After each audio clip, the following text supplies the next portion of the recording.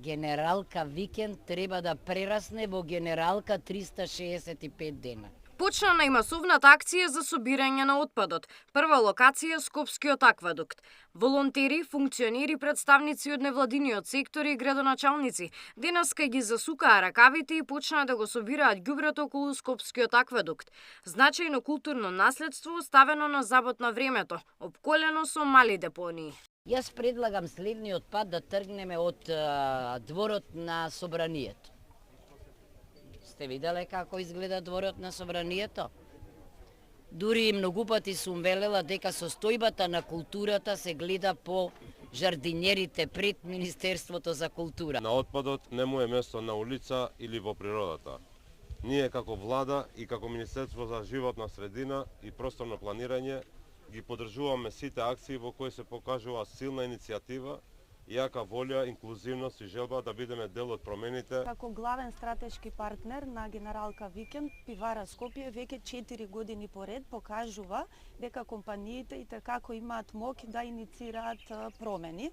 За нас поддршката на оваа акција не представува само обична поддршка или бројки, туку представува своевиден израз на нашата компаниска визија, стратегија, одговорност. Образовниот систем ги насочува младите да се грижат за животната средина, порачи министерката за образование и наука. Во ваква голема еколошка организација учествуваат и младите, се дава пример за тоа како треба да се едуцираат младите и како треба да бидеме одговорни кон природата и општеството.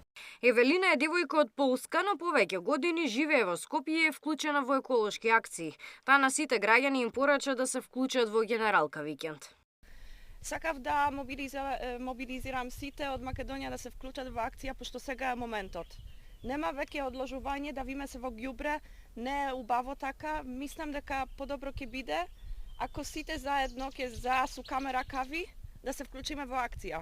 Македонија е држава која не го рециклира отпадот. Имаме легислатива за управување со него, но нема никаква имплементација. Моменталниот начин со кој државата се справува со отпадот се коси со тоа што Европската унија го бара од нас како потенцијална членка за да се придружи на европското семејство. Габриела Лескова, Сител телевизија.